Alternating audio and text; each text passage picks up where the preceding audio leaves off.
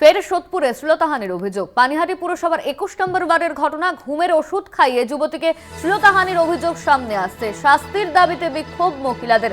পানিহাটির ঘটনা। পানিহাটিতে ইতিমধ্যেই যুবতীকে শ্লীলতাহানি করার অভিযোগ সামনে আসছে। ঘুমের ওষুধ খাইয়ে শ্লীলতাহানি করার অভিযোগ সামনে আসছে। ফের সোদপুরে শ্লীলতাহানির অভিযোগ।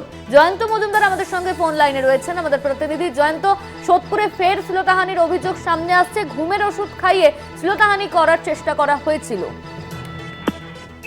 দেখো অনন্যা, পানিহাটি পৌরসভার 21 নম্বর ওয়ার্ডের ঘটনা, যেমনটা তুমি বলছিলে, এবং সব থেকে বড় কথা, যার বিরুদ্ধে অভিযোগ তার বয়স হচ্ছে আনুমানিক 70-এর কোঠায়, এবং যিনি অভিযোগ করছেন তার বয়স হচ্ছে 20, অর্থাৎ বোঝাই যাচ্ছে স্পষ্টত দেখো এক যুবতী।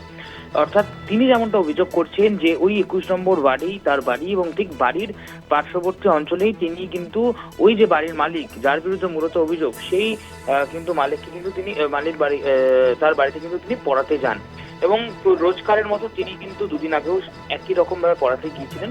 এবং ঠিক সেই সময় যে বাড়ির মালিক রয়েছে, সেই সময় বাড়ির মালিক কিন্তু ওই যে যুবতী, সেই যুবতীর নাকের সামনে কিন্তু নেশাগ্রস্ত ওষুধ দেয়। তারপরে কিন্তু সেই যুবতী হোশ হারিয়ে ফেলে পুরোপুরি ভাবে, এবং যেমনটা তিনি বলছেন যে তার কানে পুরোপুরি ভাবে তালা লেগে যায়। এবং সেই সময় তাকে দিয়ে কিন্তু অর্থাৎ বা তার সঙ্গে বলা যেতে পারে বিভিন্ন অশ্লীল আচরণ থেকে শুরু করে তার শ্লীলতাহানি করে সেই যে বাড়ির মালিক তিনি।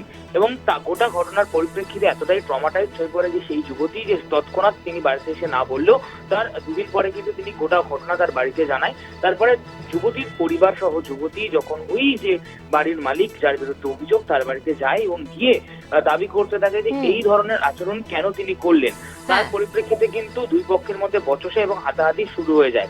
একদমই। ধন্যবাদ তোমায় জয়ন্ত। আমাদের সঙ্গে ফোন লাইনে ছিলেন আমাদের প্রতিনিধি জয়ন্ত মজুমদার।